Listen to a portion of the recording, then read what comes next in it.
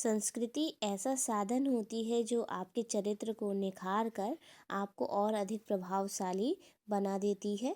इसीलिए कभी भी अपनी संस्कृति नहीं छोड़नी चाहिए। स्वागत है आप सभी का आपके अपने YouTube channel read to learn by Jyoti पर। आज हम इतिहास की दूसरी क्लास को पूरा करेंगे। पहली क्लास में हमने पुरातात्विक स्रोतों के बारे में पढ़ा था और आज हम जो पढ़ेंगे वो पढ़ेंगे हम लोग साहित्यिक स्रोतों के बारे में। ये सब दोनों हैं क्या? एक्चुअली मैं थोड़ा सा मैं आपको याद दिला देती हूँ। पुरातात्विक स्रोत और साहित्यिक स्रोत वो माध्यम होते हैं जिनके द्वारा इतिहासकार हमें बताते हैं कि आप इतिहास के बारे में, उसकी संस्कृति के बारे में, उसके आर्थिक विकास के बारे में सारी की सारी इन्फॉर्मेशन जो है, यानी कि आपके इतिहास के बारे में जो भी इन्फॉर्मेशन मिलती है, जो भी जानकारी मिलती है, इन्हीं दोनों माध्यम के द्वारा मिलती है। तो पहला माध्यम तो हमने पढ़ लिया था पिछली क्लास में, पुरातात्विक स्रोतों के द्वारा हम कैसे पता लगाते। अब इस बार जो इस समय हम जो क्लास पढ़ेंगे वो पढ़ेंगे साहित्यिक स्रोत की, यानी कि साहित्यिक स्रोत से हमें क्या क्या पता चलता है। तो शुरू करते हैं हम साहित्यिक स्रोत को। साहित्यिक स्रोत क्या होते हैं? साहित्यिक स्रोतों के अंतर्गत हम धार्मिक साहित्य और लौकिक साहित्य का अध्ययन करते हैं। यानी कि साहित्यिक स्रोत में हमारे मेनली दो होंगे, धार्मिक साहित्य होंगे और लौकिक साहित्य होंगे। इसमें जो धार्मिक साहित्य के अंतर्गत क्या आएंगे, हमारे ब्राह्मण्स होंगे और उसमें तथा हमारे जो ब्राह्मणेतर ग्रंथ होंगे उनकी चर्चा करते हैं। किस में करते हैं? धार्मिक साहित्य में। फिर आगे बढ़ते हैं। ब्राह्मण ग्रंथों के वेद, जो ब्राह्मण ग्रंथों के वेद हैं वो क्या हैं? वो होते हैं उपनिषद, रामायण, महाभारत, पुराण तथा स्मृति ग्रंथ आते हैं। यानी जो अगर हम ब्राह्मण की बात करते हैं तो ब्राह्मण में हम ग्रंथों के वेद, जो हमारे वेद होंगे उनके बारे में पढ़ेंगे, उपनिषद के बारे में, रामायण के बारे में, महाभारत, पुराण, इन सब के आदि के बारे में हम लोग पढ़ेंगे। जबकि ब्राह्मणेतर ग्रंथों में हम क्या पढ़ते हैं? बौद्ध तथा जैन साहित्य के बारे में पढ़ते हैं। तो सबसे पहले जब हम ब्राह्मण ग्रंथ पढ़ेंगे तो उसमें हम क्या पढ़ेंगे? वेद पढ़ेंगे। तो ब्राह्मण साहित्य में वेद में सबसे पहले शुरुआत करते हैं। वेदों के द्वारा प्राचीन आर्यों के सामाजिक, आर्थिक, धार्मिक एवं राजनीतिक जीवन के बारे में पर्याप्त जानकारी मिलती है। यानी वेदों से हमें क्या पता चलता है? वेदों से हमें पता चलता है कि जो पुराने समय के लोग थे, जो आर्य थे, मेनली हम किन की बात कर रहे हैं? आर्यों की बात करें। जो आर्य थे उनका सामाजिक जीवन, उनका आर्थिक जीवन, उनका धार्मिक जीवन, यानी धर्म में किसको मानते थे, उनकी अर्थव्यवस्था कैसी थी, वो सामाजिक रूप से कैसे रहते थे, राजनीतिक स्थिति कैसी थी, सब का सब हमें जो पता चलता है वो हमें वेदों से ही पता चलता है। और जो हमारे वेद हैं वो मुख्यतः 4 हैं, सभी जानते हैं हम लोग, ऋग्वेद, यजुर्वेद, सामवेद तथा अथर्ववेद। तो सबसे पहला वेद ऋग्वेद को हम एक्सप्लेन करेंगे, इसका विवरण करेंगे। हम लोग जानते हैं जो 1500 ईस्वी पूर्व से 1000 ईस्वी पूर्व तक का जो समय है वो हमारा ऋग्वेद का है। और ऋग्वेद सबसे प्राचीन वेद माना जाता है। यानी अब आपका एक प्रश्न यहाँ से तैयार हो गया है कि सबसे प्राचीन वेद कौन सा है, तो अब आप बता देंगे ऋग्वेद हमारा सबसे प्राचीन वेद है। और आई थिंक आप सभी को इसके बारे में पता होगा। यह एक ऐसा वेद है जो रचनाओं से बद्ध है। इसके आगे, ऋग्वेद में कुल कितने मंडल होते हैं? 10 मंडल होते हैं, 1028 सूक्त होते हैं और 10,580 रचनाएं होती हैं। इस वेद के पढ़ने वाले, जो इस वेद को जो ऋषि पढ़ते थे उन्हें हम क्या बोलते थे? होत्र बोलते थे। ऋग्वेद का पहला एवं 10वां मंडल सबसे अंत में जोड़ा गया था। ऋग्वेद के 2 ब्राह्मण ग्रंथ हैं, ऐतरेय एवं कौशितकी अथवा संख्यायन। यानी कि अगर आपसे पूछा जाए कि जो हमारे 2 ब्राह्मण ग्रंथ हैं वो कौन कौन से हैं, तो आप बता सकते हैं ऐतरेय एवं कौशितकी। ये इस तरह से इसको रिवर्स करके भी पूछा जा सकता है कि ऐतरेय एवं कौशितकी किस वेद से संबंधित है, तो आप बता सकते हैं ऋग्वेद से संबंधित हैं। और ये हैं क्या? ये हमारे ब्राह्मण ग्रंथ हैं। आगे, ऋग्वेद के तीसरे मंडल में सूर्य देवता यानी सविता को समर्पित प्रसिद्ध गायत्री मंत्र, सविता से तात्पर्य है यहाँ सरस्वती जी से। तो यहाँ पे यानी ऋग्वेद के जो तीसरे मंडल है उसमें हमें क्या देखने को मिलता है? वहाँ पे गायत्री मंत्र, जिसको आज भी हम लोग क्या करते हैं? आज भी हम पढ़ते हैं और उसे मानते हैं। तो ये जो हमें मिला है, गायत्री मंत्र मिला है, वो कहाँ से मिला है? ऋग्वेद से मिला है। तो आज आपको ये भी पता चल गया कि ऋग्वेद से ही हमें गायत्री मंत्र की प्राप्ति हुई है, क्योंकि ये वहाँ पे वर्णित है। अब पढ़ते हैं अगला, यजुर्वेद। इसमें यज्ञ के नियमों या विधाओं का संकलन मिलता है, यानी यज्ञ से रिलेटेड जो जानकारी होती है वो हमें किससे मिलती है, वो हमें यजुर्वेद में मिलती है। यानी यज्ञों को कैसे करना है, उनके लिए कैसे नियम पालन करने हैं, वो सारी की सारी जानकारी आपको यजुर्वेद में मिलेगी। इसमें कर्मकांड वेद भी कहा जाता है, मतलब इसको हम क्या बोलते हैं, कर्मकांड वेद भी कहते हैं। यानी विभिन्न विभिन्न प्रकार के कर्म किए जाते हैं, इसीलिए इसे कर्मकांड वेद भी कहा जाता है। यजुर्वेद पद एवं गद्य दोनों में है। यजुर्वेद के दो भाग होते हैं, जिसे हम बोलते हैं शुक्ल यजुर्वेद और शुक्ल है, ये शुल्क लिखा हुआ है, शुक्ल यजुर्वेद और कृष्ण यजुर्वेद। हम इसे चाहें तो करेक्ट कर सकते हैं, इसे हम शुक्ल कर सकते हैं। आपने सुना होगा शुक्ल पक्ष और कृष्ण पक्ष, ये हमें यहीं से मिले हैं। यजुर्वेद में मंत्रों का उच्चारण करने वाला पुरोहित क्या कहलाता है, अधर्व्यू, यानी हम इसको क्या बोलते हैं, अधर्व्यू बोलते हैं। यजुर्वेद के प्रमुख उपनिषद कठोपनिषद और ईशोपनिषद आदि उपनिषद हैं। अगर आपसे पूछा जाए कि यजुर्वेद के प्रमुख उपनिषद कौन से हैं, तो आप बता सकते हैं कठोपनिषद और ईशोपनिषद मुख्य दो उपनिषद हैं। फिर हम बात करते हैं सामवेद की। साम का अर्थ ही होता है गान, गान से मतलब होता है गाना, यानी कि स्वर।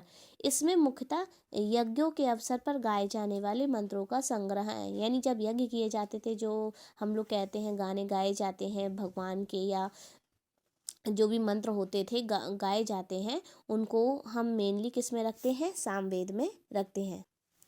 इसे भारतीय संगीत का जनक भी कहा जाता है, यानी कि सामवेद है जहाँ से ही हमारे भारतीय संगीत की उत्पत्ति हुई है। और जो 7 सुर हैं, इनकी उत्पत्ति भी सामवेद से हुई है। 7 सुर यानी कि सारे गामा पा। सामवेद में 1875 रचनाएं हैं। आपसे एक इंडिविजुअली ये भी प्रश्न पूछा जा सकता है। सामवेद में मंत्रों को गाने वाला क्या कहलाता है, उद्गाता कहलाता है, यानी कि जो सामवेद में मंत्र गाते हैं उन्हें हम क्या बोलते हैं, उद्गाता कहते हैं। और मुख्यतः इसमें किसकी स्तुति होती है, सूर्यदेव की स्तुति होती है। अब हम आगे पढ़ते हैं। सामवेद के प्रमुख उपनिषदों छांदोग्य तथा जैमिनीय हैं। और अब सामवेद के जो प्रमुख उपनिषद हैं वो कौन से होंगे, छांदोग्य और जैमिनीय होंगे। ये भी हमारा एक प्रश्न तैयार हो गया। सामवेद का ब्राह्मण ग्रंथ पंचविश ब्राह्मण एवं षड्विश ब्राह्मण है। अब पढ़ते हैं आगे अथर्ववेद। इसका रचना अथर्व अथवा अंगगिरस ऋषि द्वारा सभी ग्रंथों के बाद में किया गया था, यानी सबसे बाद में किया गया था, इसीलिए इसे अथर्वगिरस वेद भी कहा जाता है। इसमें 731 सूक्त हैं, 20 अध्याय हैं तथा लगभग 6000 मंत्र दिए हुए हैं। इसमें ब्रह्म ज्ञान, धर्म, समाजनिष्ठ, औषधि प्रयोग, रोग निवारण, जादू टोना, तंत्र मंत्र आदि अनेक विषयों का वर्णन होता है। यानी कि जो हमारी औषधि से संबंधित, यानी कि हमारा जो आयुर्वेद है वो कहाँ से आया है, वो हमारे अथर्ववेद से आया है। अथर्ववेद का एकमात्र ब्राह्मण ग्रंथ गोपथ है। ये एक बहुत अच्छा प्रश्न है जो बहुत बार पूछा जाता है कि गोपथ क्या है।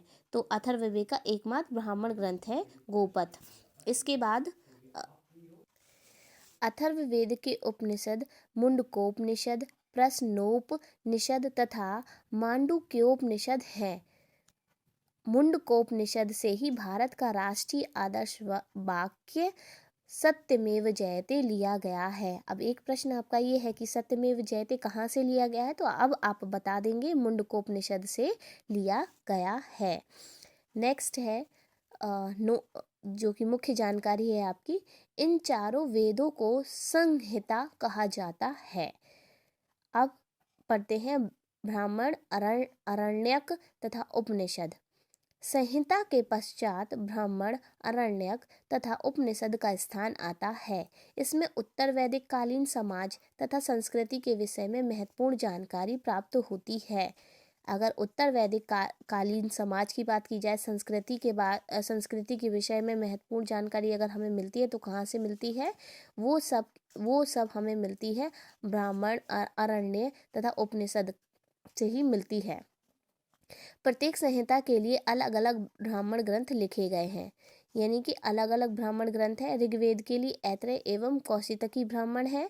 उसके बाद यजुर्वेद में आपका शतपथ एवं तैत्तिरीय ब्राह्मण है। सामवेद में पंचविश एवं षड्विश ब्राह्मण है और अथर्ववेद में आपके गोपद ब्राह्मण है।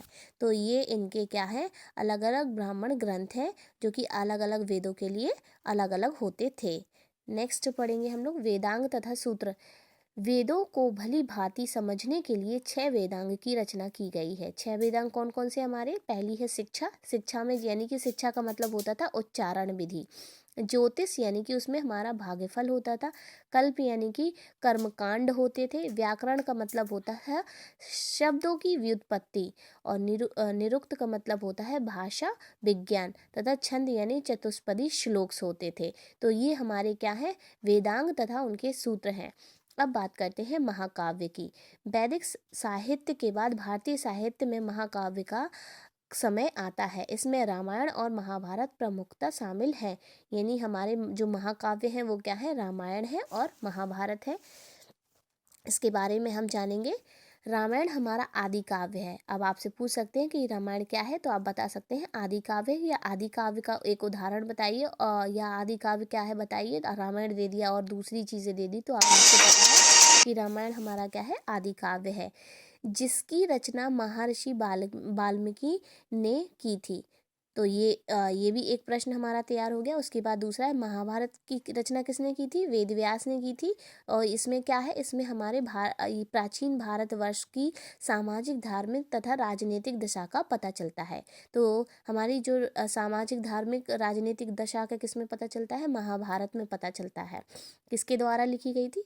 वेद व्यास जी द्वारा लिखी गई थी। पुराणों में प्राचीन भारतीय इतिहास का अच्छा क्रमबद्ध वर्णन मिलता है। कुल पुराणों की संख्या 18 होती है। अगर हमें क्रमबद्ध यानी सीक्वेंस से हमारे प्राचीन भारत का इतिहास जानना है तो वो हमें किससे मिलेगा? पुराणों से मिलेगा। और कुल पुराण कितने हमारे? 18 होते हैं। पुराणों में मत्स्य पुराण सबसे प्राचीन एवं प्रामाणिक है। यानी अब आपसे एक प्रश्न यहाँ भी आपका तैयार हो गया कि सबसे प्राचीन पुराण कौन सा है, तो अब आप बता देंगे मत्स्य पुराण है। या इस तरह से क्वेश्चन पूछा जा सकता है कि प्राचीन एवं प्रामाणिक पुराण है वो कौन सा है, तो आप बता सकते हैं मत्स्य पुराण है। उसके बाद अब पढ़ते हम लोग ब्राह्मणेतर साहित्य, यानी कि जिसमें अब हमारे बौद्ध और जैन आ जाएंगे। तो बौद्ध साहित्य के बारे में बात करेंगे। भारतीय इतिहास के साधन के रूप में बौद्ध साहित्य का विशेष महत्व है। बौद्ध साहित्य ग्रंथों में त्रिपिटक सबसे महत्वपूर्ण है। देखिए एक प्रश्न आपका ये हो गया कि बौद्ध त्रिपिटक क्या है, तो अब आपको पता चल गया कि बौद्ध साहित्य ग्रंथ है। और कौन सा सबसे महत्वपूर्ण ग्रंथ कौन सा है, तो आप बता सकते हैं त्रिपिटक सबसे महत्वपूर्ण ग्रंथ है। किसका? बौद्ध साहित्य का। त्रिपिटक बुद्ध की शिक्षाओं का संकलन है। त्रिपिटक में क्या है? त्रिपिटक में बुद्ध की शिक्षाओं का संकलन यानी बुद्ध की शिक्षाओं के बारे में बताया गया है और इसे 3 भागों में बांटा गया है, जिसमें से आपका पहला होगा विनय पिटक, सुत्त पिटक तथा अभिधम्म पिटक।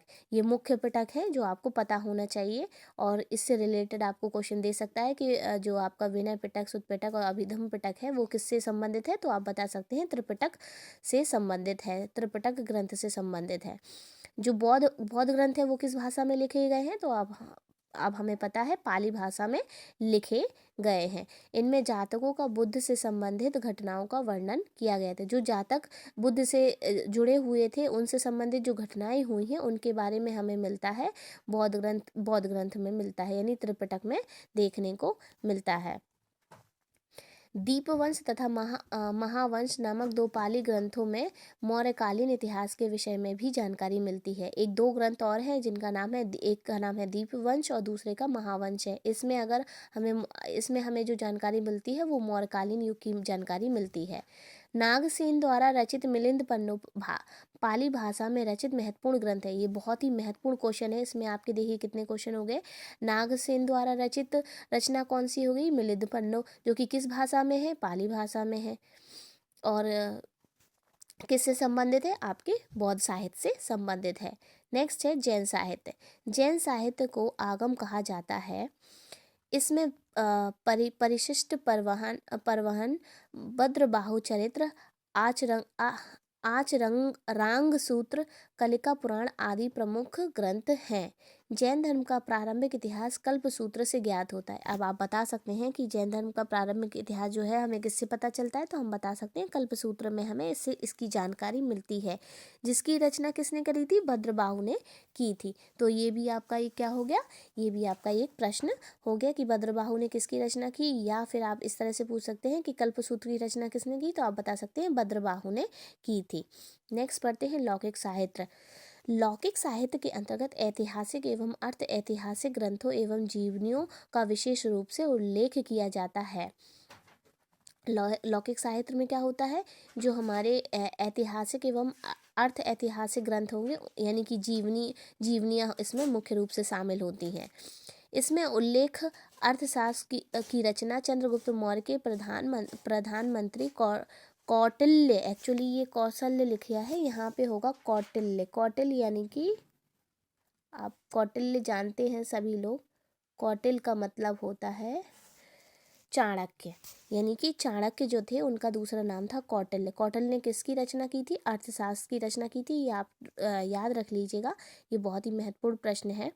कल्लड़ द्वारा रचित राज तरंगिणी भी विशेष उल्लेखनीय है, यानी कल्लड़ ने क्या लिखी, कल्लड़ ने राज तरंगिणी लिखी थी। तो ये आपके क्वेश्चन हो गए जो अवश्य ही आपके हर एग्जाम में देखने को मिलेंगे, चाहे वो किसी कंपटीशन के एग्जाम हो। और सुपर टेट में जो प्रीवियस ईयर के मैंने क्वेश्चन उठा के देखे तो उनमें इस तरह के क्वेश्चन आए हुए हैं, तो इन्हें आप ध्यान से पढ़िएगा। ये यूपी टेट सी टेट सबके लिए बहुत ही उपयोगी हैं। बार बार आप इन्हें रिवाइज करेंगे तो ये आपको अच्छे से याद हो जाएंगे। नेक्स्ट है अर्थ ऐतिहासिक रचनाओं में पाणिनि की अष्टाध्यायी, कात्यायन की वर्तिका, पतंजलि का महाभाष्य और विशाख दत्त का मुद्राक्षर आदि उल्लेखनीय है। ये भी बहुत इंपॉर्टेंट है, ये भी बहुत पूछे जाते हैं, ये रचनाएं पूछी जाती हैं कि अष्टाध्यायी की रचना पाणिनि ने किसकी रचना की, तो अष्टाध्यायी है। और इसके अलावा पतंजलि का महाभाष्य है और विशाख दत्त ने किसको, मुद्रा राक्षस। तो ये इनके नाम आप याद रख लीजिएगा। ऐतिहासिक जीवनियों में अश्वघोषकृत बुद्धचरित, बाणभट्ट का हर्षचरित, बाक्यपति का गौंडवाहो और संध्याकर नदी कृत रामचरित्र है। इनका नेक्स्ट हेमचंद्र कृत कुमारपाल चरित दिया है और जयानक कृत में पृथ्वीराज विजय आदि महत्वपूर्ण है। ये सब जीवनियाँ हैं जिनको हमें पढ़ना है, और अगर एग्जाम में आएगी तो हम एक बार भी पढ़ लेंगे तो हमें समझ में आ जाएगी कि ये किससे संबंधित है। अगली है हमारी प्रमुख साहित्यिक रचनाएं। ये रचना है, इनके रचनाकार हैं और उनके विशेष तथ्य हैं। जैसे अष्टाध्यायी है, किसने लिखी, इनके रचनाकार कौन थे, पाणिनि थे। और किससे संबंधित थी, ये व्याकरण ग्रंथ था। इसमें ये एक तरह का व्याकरण, ये प्रश्न जरूर आता है कि जो आपका अष्टाध्यायी है वो क्या है, तो आप बता सकते हैं ये एक व्याकरण ग्रंथ है। ऐसे ही मुद्रा राक्षस, महाभाष्य, कथा सरित सागर और आपके ये हो गए हैं बृहत कथा मंजरी। ये सारे के सारे आपकी रचनाएं हैं, उनके रचनाकारों के नाम हैं। इन्हें आप जरूर याद कर लीजिएगा। 5 से 6 बार आप इन्हें रिवाइज करेंगे तो भी आपको याद हो जाएगी, दिमाग में बैठ जाएगी, और आपकी जब एग्जाम में आएंगे तो आप आसानी से इसे उत्तर कर सकते हैं। ये भी आपको दे रखा है, आप इसे भी पढ़ लीजिएगा। इसमें आपके रचना और रचनाकार हैं और उनसे संबंधित आपके विशेष तथ्य हैं जिन्हें आपको पढ़ना है। देखिए, कोई भी चीज़ हमें रटनी नहीं होती है, हमें बस उनका रिवीजन करना होता है। अगर हम बार बार रिवीजन करेंगे तो ये सारी की सारी चीज़ें हमारे दिमाग में बैठ जाएंगी और हमें समझ में आ जाएंगी। जब प्रश्न इस तरह के आते हैं तो हमें याद आ जाता है। नेक्स्ट है विदेशी यात्रियों के विवरण एवं साहित्य। जैसे अब हम बात करते हैं यूनान एवं रोम के लेखक, तो यूनान एवं रोम के लेखक में आपके टेसियस है और हेरोडोटस है। हेरोडोटस को तो इतिहास का पिता कहा जाता है।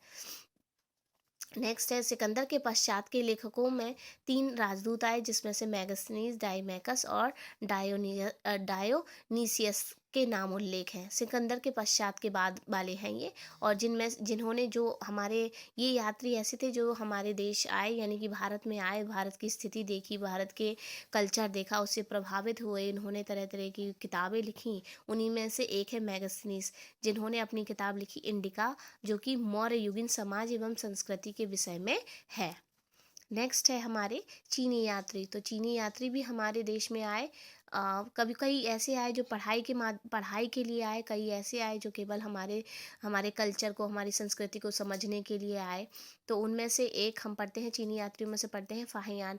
फाहियान 5वीं सदी के प्रारंभ में चंद्रगुप्त द्वितीय अर्थात विक्रमादित्य के शासनकाल में भारत आया था। देखिए इसमें कितने सारे क्वेश्चन आपके बनते हैं कि फाहियान कौन था, आप बता सकते हो चीनी यात्री था। किस सदी में आया था, 5वीं सदी में आया था।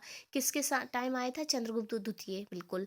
अब चंद्रगुप्त द्वितीय का दूसरा नाम क्या था, विक्रमादित्य। तो देखिए एक ही वाक्य में आपके कितने सारे क्वेश्चन बनते हैं और ये क्वेश्चन जरूर पूछे जाते हैं। नेक्स्ट है हेनसांग है, हिना लिखा हुआ है, ये आप इसे सही कर लीजिएगा, ये आपका हेनसांग है, ये इस तरह से है हेनसांग। तो हेनसांग 7वीं सदी के प्रारंभ में हर्षवर्धन के समय आया था और इसकी जो रचना थी उसका नाम था सी यू की किसकी, हेनसांग की रचना थी। इसी तरह से इत्सिंग, यह 7वीं सदी के अंत में आया था। इसने अपने विवरण में नालंदा विश्वविद्यालय, विक्रमशिला विश्वविद्यालय तथा अपने समय के भारत का वर्णन किया है। तो ये विदेशी यात्री हैं जो हमारे भारत देश में आए और हमारे देश के बारे में स्टडी करके अपनी अपनी किताबों में लिखा है, एक लिखित प्रमाण दिया कि कैसे भारत की स्थिति थी। आगे हम पढ़ते हैं अरब यात्रियों के बारे में। तो जो अरब यात्री हैं उनमें से सबसे फेमस है, जो हमने पढ़ा, कई बार हमने सुना भी होगा, और नहीं सुना तो आज सुन लेंगे, अल बरूनी जो है वो 11वीं सदी में आया था। किसके टाइम आया था, महमूद गजनबी के टाइम आया था। और इन्होंने अरबी भाषा में एक कृति लिखी थी जिसका नाम था तहकीक ए हिंद, और एक और थी वाह किताबुल हिंद। ये इन्होंने अरबी भाषा में लिखी थी, जिससे आज की जो इतिहासकार हैं इन्हें बहुत ही महत्वपूर्ण स्रोत है उनके लिए ये किताबें, भारत को जानने के लिए। नेक्स्ट आया था इब्न बतूता जो है वो ये चौधरी लिखा है, एक्चुअली में ये है 14वीं यानी 14वीं शताब्दी में आया था इब्न बतूता। और इन्होंने सामाजिक एवं सांस्कृतिक जीवन के विषय में तथा सबसे रोचक जानकारियां दी हैं। इसका ये जो आए थे, जब ये किसके शासनकाल में आए थे, ये आए थे सुल्तान मोहम्मद बिन तुगलक। आप ऐसे याद रख सकते हैं इब्न बतूता कब आया था, जैसे मोहम्मद बिन में बा और ना आ रहा है, वैसे ही इब्न बतूता में भी बा और ना आ रहा है। तो आप ऐसे से थोड़ा सा लॉजिक लगा के, थोड़ा सा ट्रिक लगा के याद रख सकते हैं। और इनकी सबसे महत्वपूर्ण जो यात्रा वृत्तांत है वो रेहला है, ये भी आपको याद रखना है। ये कहाँ पे आया था, दिल्ली में आया था, और ये एक पद पर भी नियुक्त था जो कि काजी के पद पे। तो ये सारी जानकारी थी विदेशी यात्रियों के बारे में जो हमारे देश में आए, हमारे भारत देश में आए, और यहाँ की संस्कृति के बारे में समझा, सभ्यता को, आर्थिक स्थिति को, सामाजिक स्थिति को समझते हुए अपनी अपनी किताबों में उनके बारे में विवरण दिया। तो ये पूरी की पूरी वीडियो आपके लिए इतनी महत्वपूर्ण है, आप इसे ध्यान से बस 4 से 5 बार पढ़ेंगे, आपके कम से कम इसमें से 10 से 15 क्वेश्चन ऐसे होंगे जो जरूर निश्चित रूप से आपको देखने को मिलेंगे, चाहे वो जीए हो, चाहे वो आपका इतिहास हो, आपके कोई कंपटीशन लेवल का एग्ज़ाम हो, इसमें आपको ज़रूर देखने का मिलेगा। तो इसी के साथ मैं आपका बहुत बहुत धन्यवाद करती हूँ मेरी वीडियो को देखने और सुनने के लिए। अगर आपको ये वीडियो अच्छा लगा हो तो प्लीज़ इसे लाइक, सब्सक्राइब और शेयर करें। Thank you once again.